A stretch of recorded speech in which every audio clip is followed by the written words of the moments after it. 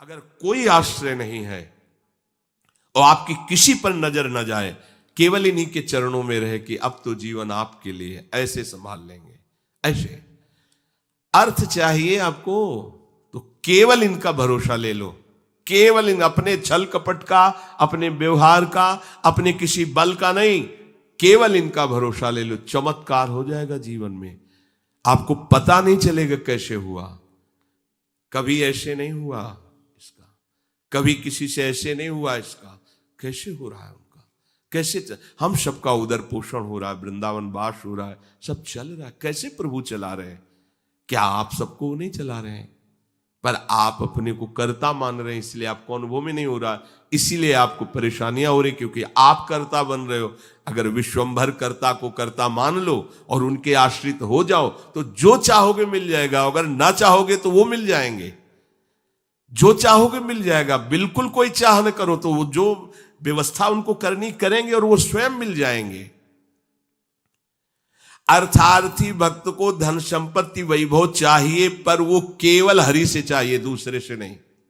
पर ये ध्यान रखना, इसकी परीक्षा होगी आपकी। अपने इष्ट देव के अनन्य होकर के यदि आप अर्थ चाहोगे तो बहुत जल्दी आपका परिवर्तन होना शुरू हो जाएगा। पर आचरण आपके पवित्र होने चाहिए, भी ध्यान रखना।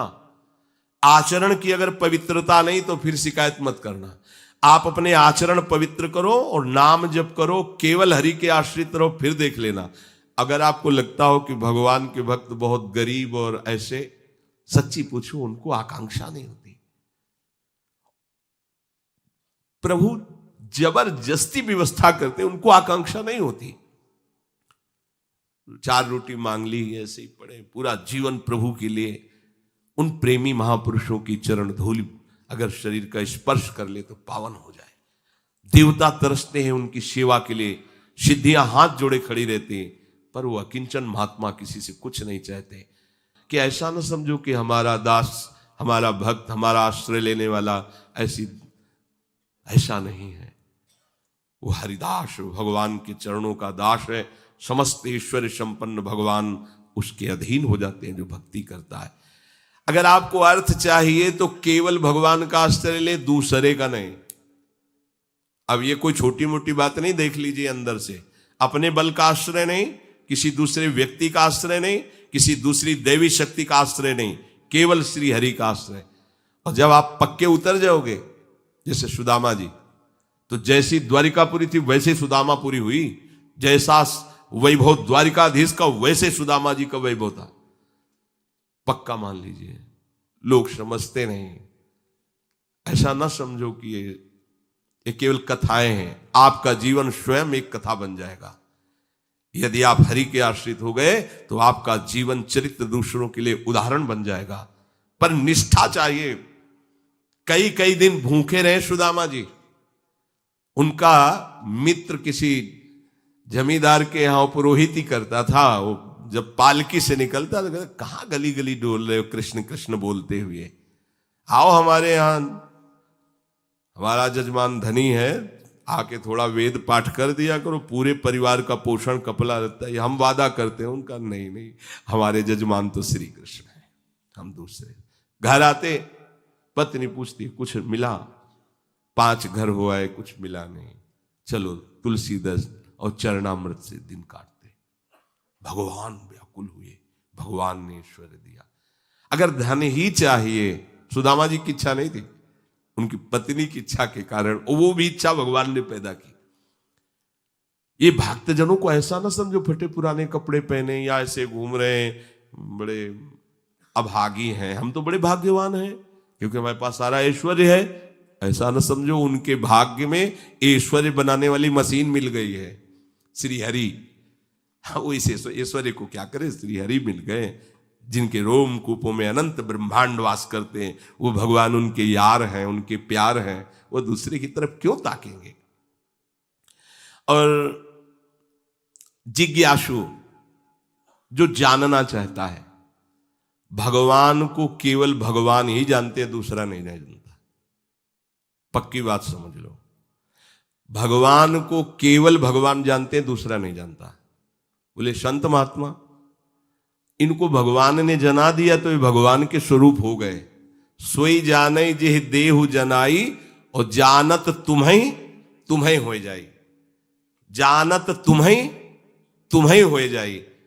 अब वो ढांचा केवल बाहर से दिखाई देता है मनुष्याकृति, पर अंदर वो ब्रह्मविद ब्रह्मवि भवति, भगवान को जान करके वो भगवत स्वरूप हो जाते हैं। जानत तुम्हें तुम्हें हो जाई। जानने के लिए एकमात्र भगवान का आश्रय लो। अगर तुम्हें जानना है संसार क्या है, भगवान क्या है, मेरा स्वरूप क्या है, तो एकमात्र अंदर से श्री हरि का आश्रय लो, वो तुम्हें गुरु रूप से मिल जाएंगे। बस उनकी आज्ञा का पालन करो तो जो गुरु है वही शिष्य हो जाता है।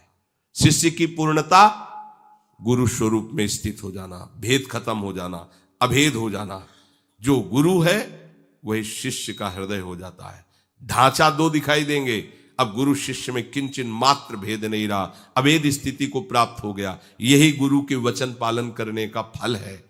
जानत तुम्हें तुम्हें हो जाई, वो इष्ट स्वरूप हो जाता है, वो गुरु स्वरूप हो जाता है। ज्ञानी जब भगवत स्वरूप का साक्षात्कार हो जाता है तो जिसके अंदर अभेद भावना होती है वो मोक्ष को प्राप्त हो जाता है, और जिसके अंदर प्रियता होती, थोड़ा हृदय द्रवित होता है, वो आगे बढ़ जाता है। उसके अंदर फिर दास्य शक्य वात्सल्य आदि भावों का प्रेम जागृत होता है। ये मोक्ष से भी स्वादिष्ट है।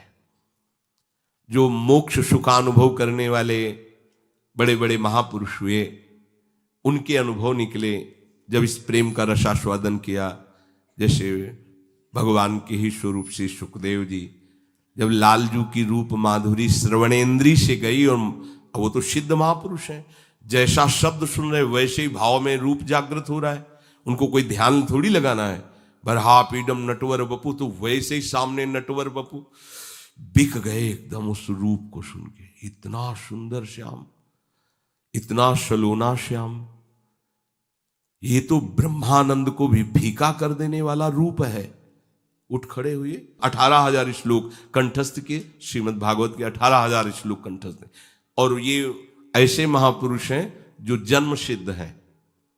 अपने पिता व्यास जी को स्वयं उत्तर नहीं दे रहे, वृक्ष उत्तर दे रहे हैं। सुकोहम सुकोहम, वृक्षों से निकल रहा है। ऐसे तदात्म भाव को प्राप्त महापुरुष, अर्थात ब्रह्मानंद से भी श्रेष्ठ श्री कृष्ण का रूप रसास्वादन। मधुसूदन सरस्वती जी बंशी विभूषित करा नवनी हृदाभात, उसमें कह रहे हैं कृष्णात् परम किमपि तत्व हम, कृष्ण से कोई बड़ा तत्व है मैं नहीं जानता। तो जो भगवान कह रहे हैं कि ज्ञानी जो भक्त है, यहां दो भाव ज्ञानी की, जिन्होंने सत्य को जान करके भगवत स्वरूप में लीन हो गए, या जो सत्य स्वरूप भगवत स्वरूप को जानकर प्रेम में लीन हो गए। प्रेम में लीन होना, अभेद होते हुए भी भेद भाव को स्वीकार करना। ये भेद मायाकृत नहीं है, ये चिदानंद भाव भेद है, भाव भेद। ये जो ज्ञान में लीन हो चुके हैं उसके आगे की बात है। इसीलिए इस भेद को वो ना जानने के कारण कहते कुछ न कुछ अविद्या बचती है, तभी भेद दिखाई देता है। ऐसा नहीं है। जिस समय स्वरूप का साक्षात्कार होता है और उसके हृदय में भक्ति का अंश होता है, भक्त को भी स्वरूप साक्षात्कार होता है। मम दर्शन फल परम अनुपा, जीव पाओ निज सहज स्वरूपा। जो ब्रह्म साक्षात्कार में स्वरूपानुभूति होती है वही भक्त को भी होती है। उसी समय उसका, वो टिक नहीं पाता वहां, उसी समय उसका आकर्षण होता है उसके आराध्य देव का, और उसकी वृत्ति उसमें लीन ना होकर उस आत्मस्वरूप को अपने आराध्य देव के रूप में देखता है, और इतनी तन्मयता हो जाती है कि अपना विस्मरण हो जाता है। बस केवल आराध्य देव रह गए। अब यहां से प्रेम की दशा प्रारंभ हो जाती है।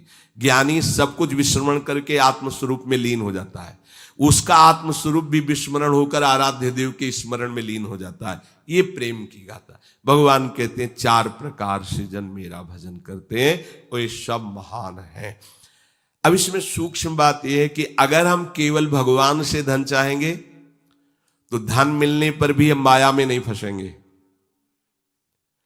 जब हम स्वयं अहंकार प्रेरित होकर के कर्म करते हुए धन कमाते हैं तो उसमें आसक्ति होती है, हम उसमें भोक्ता भाव करते हैं, और जब भगवान की तरफ से मिलता है तो प्रसाद भाव रहता है। ये सब प्रभु का प्रसाद है, और प्रसाद होने के कारण वो प्रसन्नता रहती है, धनाभिमान नहीं रहता। प्रसादे सर्व दुखा नाम हानिरस्योपजायते, अंदर प्रसन्नता रहती है और भगवत कृपा का उसको प्रतिपल अनुभव होता रहता है।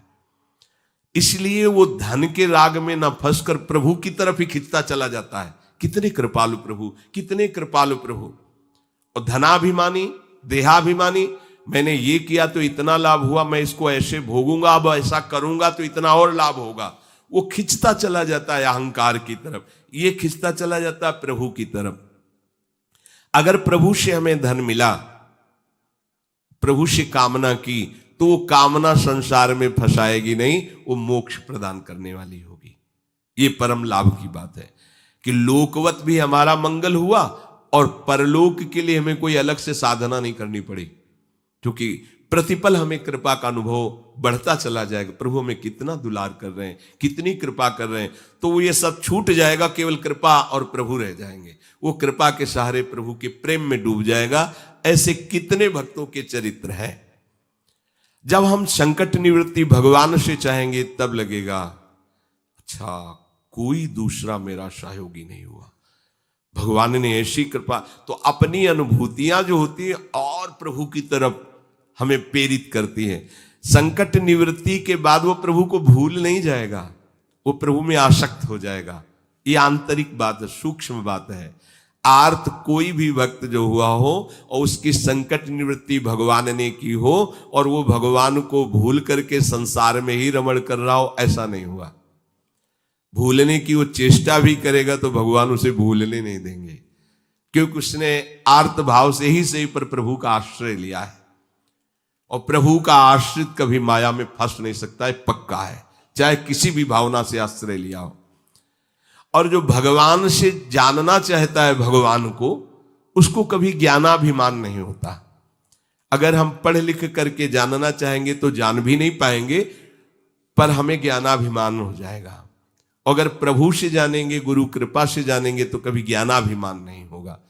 इसीलिए हमें अगर सांसारिक सुख भी चाहिए तो केवल हरि का आश्रय लें, सांसारिक दुख की निवृत्ति चाहिए तो केवल हरि का आश्रय लें, और हरि को जानना है और पाना है तो केवल हरि का आश्रय लें।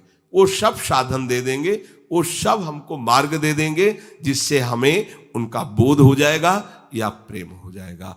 हम हरि को छोड़कर अन्य आश्रय न लें, हम हरि को छोड़कर किसी अन्य का भरोसा न करें, तो इस प्रपंच की चाह रखते हुए भी हम भगवान को प्राप्त कर लेंगे। बहुत सरल भगवान ने बता दिया। अब भी समझ में ना आवे तो आप जाने। हमारी यही तो चाह है, हमें धन मिल जाए, हमारी दुख निवृत्ति हो जाए, हमें ज्ञान हो जाए, हमें मोक्ष हो जाए, सब हो जाएगा। केवल भगवान का आश्रय ले लो और नाम जप करो, पर गंदे आचरण मत करो। आहार विहार संयम से करो, शास्त्र संयम से। अब करो गंदा आचरण। जो गंदे आचरण वाले थे जब प्रभु की शरण में आए तो उलट गए, फिर दोबारा नहीं देखा उधर, तो क्या हुआ, वो महात्मा बन गए। अब अपने भगवान की शरण में आए, अगर गंदे आचरण करते रहेंगे तो अनुभव नहीं होगा, और ये होगा कि पता नहीं भगवान आपके ऊपर प्रसन्न होंगे इसलिए ऐसा हो गया, हमारा तो नहीं हुआ। आप आचरणों को, भगवान का बल आपको सहयोग देगा, आपको बचाएगा। पर आप इच्छा करके यदि कामनाओं की प्रवाह में बहकर गंदे आचरण करेंगे तो छूट भी दी है भगवान ने, आप करो और उसका फल भोगो। अवश्य में भोक्तव्यम कृतम कर्म शुभाशुभम। आश्रित को ये ध्यान रखना चाहिए, अपने आराध्य देव के विरुद्ध आचरण नहीं करना चाहिए। अगर कहीं होने की संभावना हो तो आराध्य देव से प्रार्थना करनी चाहिए, बचा लो प्रभु। हर्षित हो कि कैसे कोई पापाचरण कर सकता है भगवान का दास कहलाकर, भगवान का शरणागत कहलाकर। सबके अंदर वासनाएं होती हैं, इन्हीं का नाश करने के लिए तो हम भगवत मार्ग के पथिक बने। और नाम में इतनी सामर्थ्य पूछो मत। ये तो जैसे जैसे तो ऐसा लगता है अभी तो कुछ परिचय ही नहीं मिला नाम का। इतना अमोघ, इतना अगाध, इतना अथाह वैभव नाम में है सच्ची मानिए, सच्ची मानिए। आप बस लगे रहो राधा राधा राधा, फिर देख लेना आप, खुद देख लेना आप। बस ये चीजें बंद कर दो जो असाधन है। ये होने के हमने विचार भी किया, जब लोग प्रश्न करते हैं कि नाम तो हम भी जप रहे, पर तो विचार किया आप असाधन करते हो। भगवत विमुख आचरण करो, कैसे प्रभु को आप प्रसन्न कर पाएंगे? अभी तक करते रहे, कोई बात नहीं, वो भूत है, निकल गया भूत। वर्तमान को संभालो, वर्तमान में कोई गलत आचरण न हो तो आपका परम मंगल श्री हरि कर देंगे। ये जो त्रिगुणात्मिका माया के द्वारा जिनकी बुद्धि ढक गई है,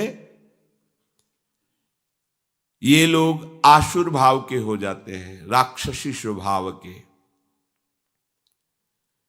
ये मेरा श्रेय नहीं लेते, ये महान नीच कर्मों में ही सुख की खोज करते रहते हैं। पाप कर्मों में स्वाभाविक इनकी रुचि होती है। ऐसे मूढ़ मनुष्य मेरी शरण में नहीं होते। भगवान कह रहे हैं, मेरी शरणगत, मेरे चरणारविंद का आश्रयगत जो भाव तुम्हारे अंदर आएगा तो तुम समस्त माया के प्रभाव से तर जाओगे। पर क्यों नहीं आते सब लोग? जब इतना आनंद का मार्ग है, इसीलिए नहीं आते कि उनकी बुद्धि अपहृत हो गई है, माया ने आसक्त कर लिया है। वो गंदे आचरण, गंदा भोजन, गंदे विचार, दूसरे जीवों की हिंसा, दुख आदि देना, ऐसे स्वभाव वाले जो पाप कर्म रत है, नीच आचरण वाले हैं, उनके हृदय में ये विचार ही नहीं आता कि हम श्री हरि की शरण होकर महामंगल महासुख को प्राप्त हों। उनको ये सार असार का ज्ञान नहीं होता, नित्य अनित्य का ज्ञान नहीं होता। क्या ग्राह्य है, क्या त्याज्य है, क्या विधि है, क्या निषेध है, क्या करना चाहिए, क्या नहीं करना चाहिए, बिल्कुल ज्ञान नहीं है। वो अपहृत ज्ञान वाले हैं, उनकी बुद्धि को माया ने आसक्त कर लिया है। तो क्या इनका कभी उद्धार नहीं होगा?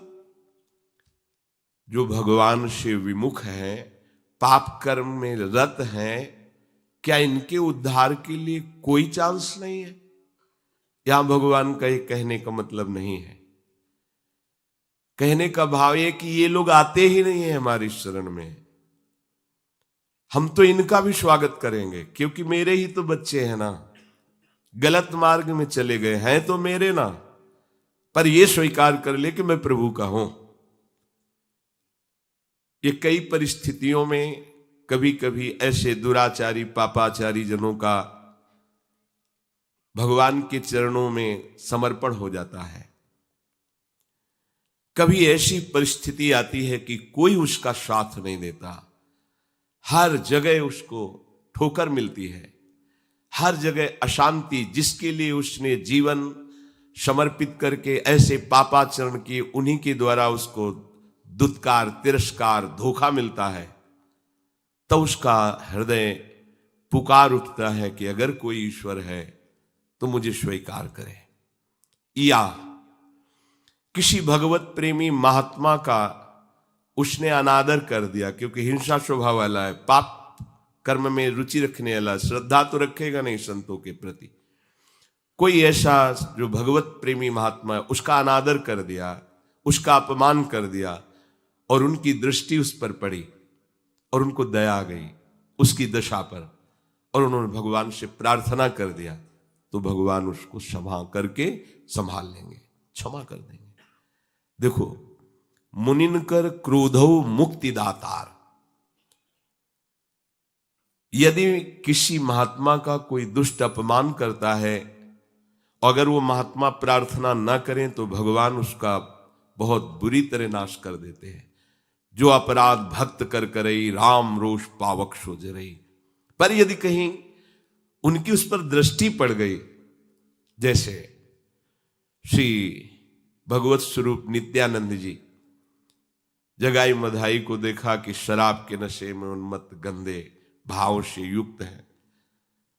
ठाकुर हरिदास जी से कहा कि महाप्रभु ने आदेश किया है कि नाम जगत मंगल करने वाला है, इनको नाम का उपदेश किया जाए। देख रहे हो वैसे ही गाली बक रहे हैं, मदिरा में उन्मत्त है, इनको नाम नहीं, यही विशेष अधिकारी हैं, इनको तो नाम सुनाना चाहिए।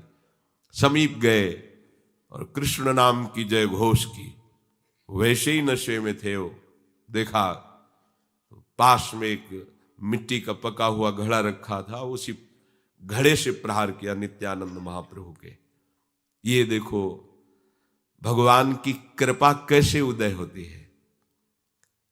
नरक में भी इनको ठौर नहीं मिलता इनके ऐसे आचरण। और ये जो अपराध बना था, अवतारी महापुरुष हैं, भगवान के स्वरूप है श्री नित्यानंद जी। उनकी खोपड़ी से रक्त प्रहार होने लगा, मस्तक पर ऐसे मारा। महाप्रभु के पास सूचना पहुंची कि नाम उपदेश करने पर प्रहार किया गया उनके ऊपर। महाप्रभु करुणा मूर्ति प्रेमावतार श्री चैतन्य देव जी, हृदय प्रेम से डूबा, जिनका कहीं भी किंचन मात्र भी रोष आवेश नहीं, आज उनको रोष आ गया। अच्छा, मानो सुदर्शन का आवाहन कर रहे हो, आज इनका नाश करके छोड़ेंगे। ये हमारे प्राण प्रिय नित्यानंद जी को दुख दिया। नित्यानंद जी महाप्रभु के चरण पकड़, प्रभु आपका अवतार इनको महान भगवत प्रेम में डूबोने के लिए हुआ है, नाश करने के लिए नहीं। प्रभु आप ऐसा ना करें, आप कृपा सिंधु, आप कृपा करें। उनको महाभागवत बना दिया, गंगा में खड़े करके सारे पाप ले लिए महाप्रभु चैतन्य देव। बड़ा विस्तार से कथा चरित्र है, आप विचार कीजिए, क्या इनका कभी कल्याण हो सकता था? लेकिन कैसा संयोग बना, पूजा नहीं की, प्रणाम नहीं किया, हाथ नहीं जोड़े, खोपड़ी फोड़ दी। यह है महापुरुषों का प्रभाव। कैसे भी यही महानता है संतों की, जिन्होंने उनका अमंगल किया, जिन्होंने निंदा की, जिन्होंने मारा, उनको परम पद प्रदान किया संतों ने।